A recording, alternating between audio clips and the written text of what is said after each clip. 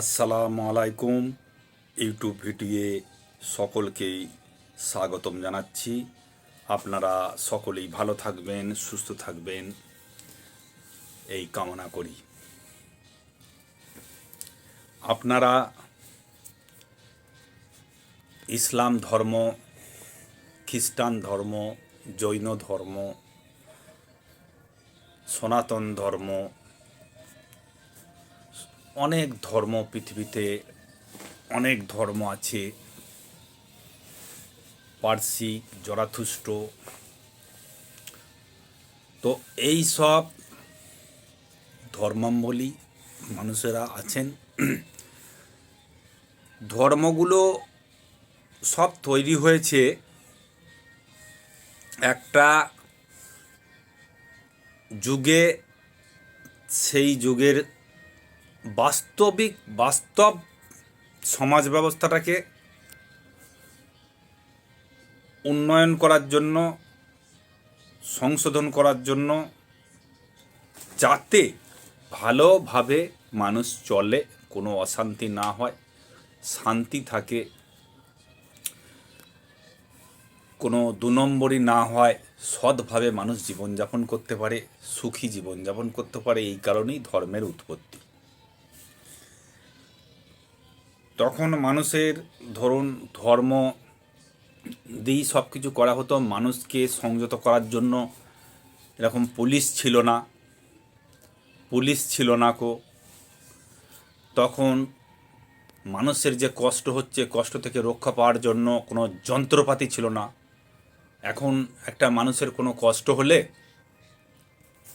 কী করে, যন্ত্র নিয়ে চলে আসে।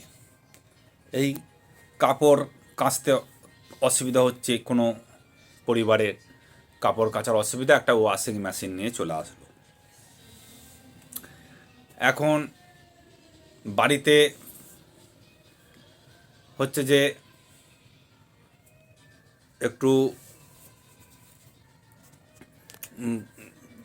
এখানে যাওয়ার ওখানে যাওয়ার অসুবিধা হচ্ছে, একটা বাইক কিনে নিয়ে চলে এলো। কিন্তু তখনকার সময় সেই জিনিসটা ছিল না। আবার টাকাও ছিল না। এখন মানুষের প্রচুর টাকা, কিন্তু তখনকার মানুষদের এত টাকা ছিল না কো, এত ধন সম্পত্তি, মানে একজনের 100টা ব্যক্তির মধ্যে একজন প্রভাবশালী ধনী মানুষ ছিলেন,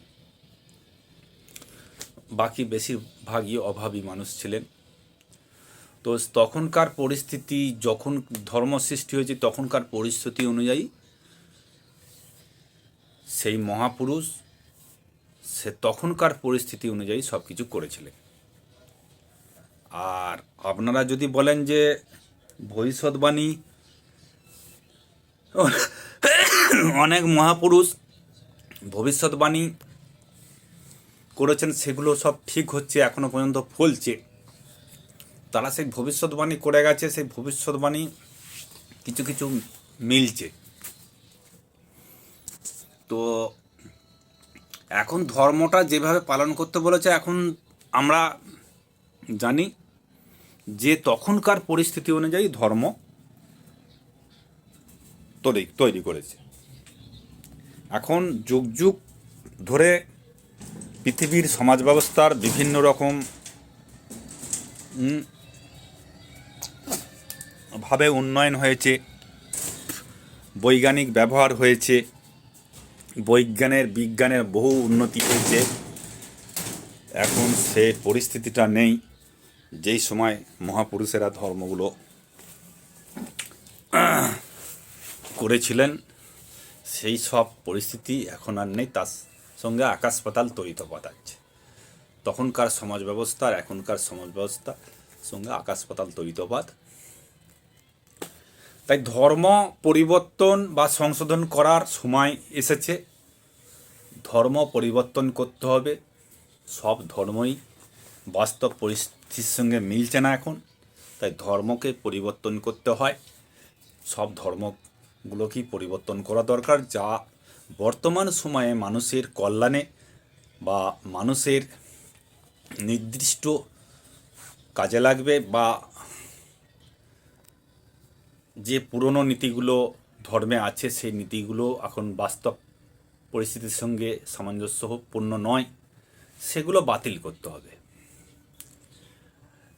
বাতিল করতে হবে কিভাবে? যে বাতিল করলে যেগুলো সমাজের মঙ্গল হবে।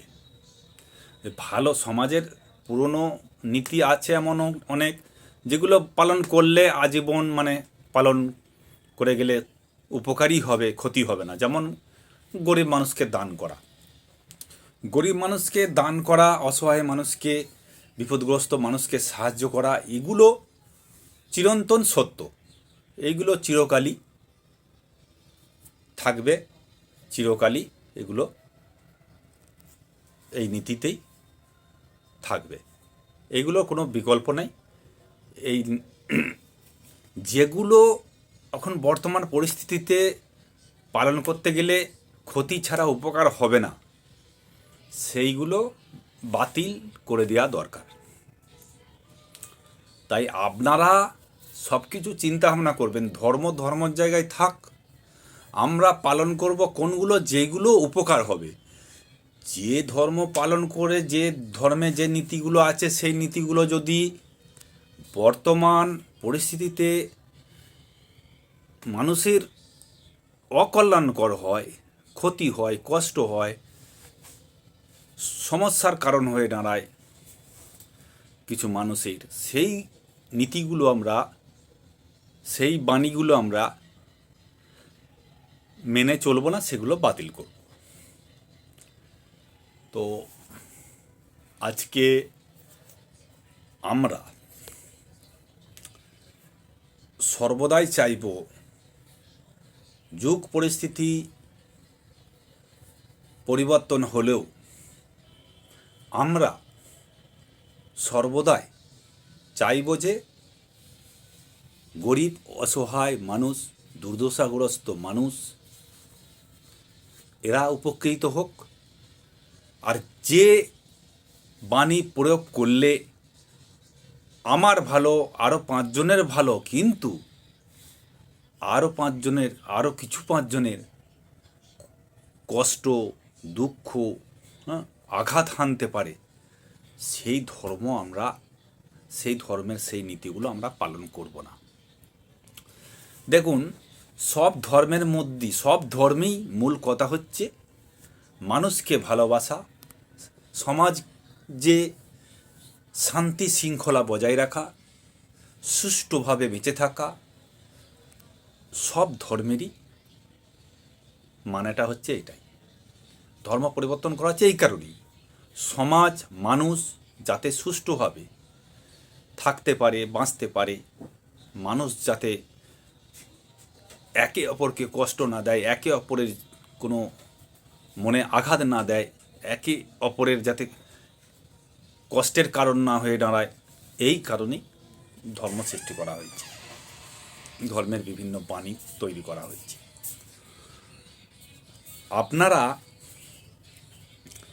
আপনারা এইগুলোকে এই বর্তমান পরিস্থিতিতে যদি মনে করেন যে এই ধর্ম, এই নীতিগুলো পালন করলে ক্ষতি হবে, কষ্ট হবে, নিজের সম্প্রদায় বা নিজের দিকটা শুধু দেখলে হবে না, অপর মানুষদের কোনো কল্যাণ বয়ে নিয়ে আসছে কিনা। আমার ধর্ম কি? আমার ধর্ম ইসলাম। আমি ইসলামের এমন নীতিগুলো বর্তমান পরিস্থিতির সঙ্গে যদি সেই নীতিগুলো পালন করি, এমন নীতি আছে যেগুলো পালন করলে হয়তো মুসলমান সমাজরা বলবে ভালো, খুব ভালো কাজ করছি, কিন্তু অপর ধর্মাবলম্বীদের সেটা অসহ্যের কারণ হচ্ছে, কষ্টের কারণ হয়ে দাঁড়াচ্ছে। তো সেইগুলো আমরা কি করব, সেগুলো যাতে যদি দেখি যে আমরা পরিবর্তন করতে পারছি, এটা থেকে যদি একটু এদিক ওদিক করা হয়, তাহলে কারো কষ্টের কারণ হয়ে দাঁড়াবে না, কোনো সম্প্রদায়েরই কষ্টের কারণ হবে না, কোনো মানুষেরই কষ্টের কারণ হবে না। একটু এদিক হেরফের করলে, তো সেটা আরও পরিষ্কার উদাহরণ দিয়ে বলছি যে ধরুন মাইকে আজান দিলে বা জোরে জোরে মিলাদ মাহফিল জলসা করলে যদি দেখা যায় পাশাপাশি সব হিন্দুরা আছে, তাদের সেদিনকে ঘুম নষ্ট হচ্ছে, ক্ষতির কারণ হচ্ছে, তখন সে দেখা যাবে আমরা ওই জোরালো দিয়ে মাইক বাজিয়ে আমরা জলসা মাহফিল মিলাদ ওয়াজ করব না, অল্প সাউন্ড দিয়ে আমরা এগুলো করব। আজান দিলে আজান সাউন্ড যেন অল্প থাকে। হ্যাঁ, জোরে আজান দিলেই যে একদম আল্লাহর ইবাদত করা হবে, মানুষের কল্যাণকর হবে, এটা নয়। ধর্ম হবে নীরবতার সঙ্গে, ধর্ম হবে নীরবতার সঙ্গে। তো নীরবতার যেখানে, সেখানেই হচ্ছে আল্লাহর ইবাদত। যেখানে নীরবতা নাই, হই হল্লা চিল্লামিল্লি চিৎকার, সেখানে আল্লাহর উপাসনা, সেটা আল্লাহর উপাসনা হতে পারে না। তাই আমরা সর্বদাই চাইব, যদি আপত্তি আসে যে কোনো আজান দিলে আমাদের অসুবিধার কারণ হচ্ছে, আমাদের ওই হচ্ছে, তখন মাইকের ভলিউম কমিয়ে দাও। তাতেও যদি দেখা যায় যে তারও কিছু লোকের অসুবিধা হচ্ছে, আরও একটু কমিয়ে দাও। এইভাবে আপনারা সকলকে শান্তির মাধ্যমে, সকলকে শান্তি করার মাধ্যমে, আমি আমার ধর্ম পালন করব যেন আমার অন্য ধর্মাবলীও যেন তাতে শান্তি পায়। কষ্টের কারণ তো হবেই না, অত তো শান্তি পায়। যেমন আমি ধর্ম পালন করছি, আমার ধর্ম পালন, আমি যখন আমার ইসলাম ধর্ম পালন করছি এমনভাবে যেন অপর কোনো ধর্মাবলীর ক্ষতি হচ্ছে না, অথচ বরঞ্চ উপকার হচ্ছে। কীরকম? আমি ধর্ম পালন করে যদি আমার ধর্ম ইসলাম ধর্মে আছে, যাকে কথা দেবে তাকে জীবন দেবে। তো আমাদের বিভিন্ন ইতিহাসে মানে হাদিসে পায় যে এই যে সাহাবীরা যে যাকে কথা দিয়েছিল, হ্যাঁ, অমুক দিনকে, হ্যাঁ, সূর্য ওঠার আগেই টাকা পরিশোধ দেবে, হ্যাঁ, সূর্য ওঠার আগেই এটা কাজ করবে, সেই যত কিছু হতো সেই কথা রাখতেন সাহাবীরা। তেমনি আমরা হাদিস থেকে এই শিক্ষা পাই, আমাদের ধর্ম থেকে এই শিক্ষাই পাই যে যাকে কথা দেওয়া হবে সেই কথা পুরো রাখতে হবে। তো আমি একটা অমুসলমানদের হাত থেকে কাজ কোনো কিছু নিলাম, তাকে বলে দিলাম কালকে সকালেই তোমাকে এই জিনিসটা ফেরত দিয়ে যাব। নিয়ে এলাম, দেখা গেল হ্যাঁ সকালেই তাকে ফেরত দিয়ে চলে এলাম। তো কারো কাছে 500 টাকা ধার নিলাম অমুসলমানদের কাছ থেকে, তখন সে অনেক রিকোয়েস্ট করে টাকাটা দিল বিশ্বাস করে ধার। তো তাকে বললাম আমি 3 দিনের মধ্যেই পয়সাটা দিয়ে দেবো, এই অমুক বার হচ্ছে 3 দিনে। সেই 3 দিনে সেই যে বার পড়লো সেই বারের টাকাটা দিয়ে চলে এলাম। তো এই যে অমুসলমানরা বুঝলো কি যে এদের ধর্মে ঠিক আছে, যে 3 দিন বলেছে, 3 দিনের মাথাতেই টাকাটা দিয়ে গেল। তাহলে আমরা অপর ধর্মাবলম্বীদের কাছে এইটুকু বিশ্বাস নিয়ে আসলাম কি, যে মুসলিমরা কখনোই, মুসলিম ধর্ম পালনকারীরা কখনোই, হ্যাঁ, কথার খেলাপ করে না, যে কথা দিয়েছে সেই কথা রেখেছে। তো এই হবে ধর্ম পালন। মানে আমি যে কোনো মানুষের ধর্মাবলী মানুষের সঙ্গেই লেনদেন করি না কেন, তো আমার ধর্মের পরিচয় কিন্তু অমুসলমানরাও পাবে, এই ফলাফল পাবে আর কি। আমার ধর্ম করছি, ফলাফল কিন্তু শুধু ইসলাম ধর্মাবলীর ওপরই নয়, অন্য ধর্মাবলীদেরও আমার এফেক্ট, প্রতিক্রিয়া, ইসলামের প্রতিক্রিয়া, ইসলাম ধর্ম পালন করার প্রতিক্রিয়াটা কিন্তু দেখতে পাবে, জানতে পারবে। তবেই আমার ইসলাম গ্রহণ করা বা ইসলাম পালন করা সার্থক হবে। তাই আপনাদের বলছি, আপনারা এমন কিছু কাজ করুন ইসলাম যারা পালন করছেন যেন অপর ধর্মাবলীদের কাছে নাম কিনতে পারেন, তারা বুঝতে পারে যে হ্যাঁ ইসলাম ধর্ম কত ভালো, মুসলমান হওয়া কত ভালো, মুসলমান ধর্মের নীতি কত ভালো, এটা যেন বুঝতে পারে। আপনাদের আরও একটা উদাহরণ দিই। ধরুন আপনি অমুসলমানদের সঙ্গে লেনদেন করছেন।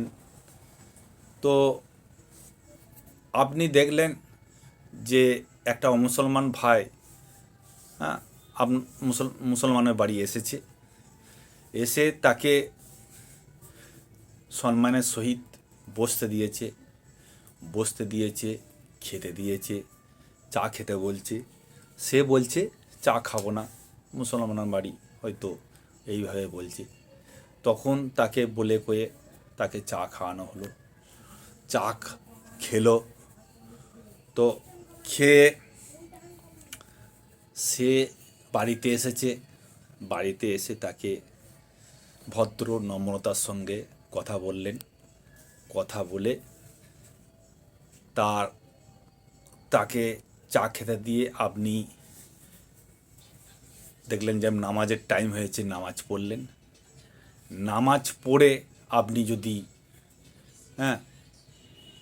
তার সঙ্গে মুসাফা, হাতে হাতে মুসাফা করে যদি তাকে নিয়ে যান কোনো জায়গায়, চলো অমুক জায়গায় গিয়ে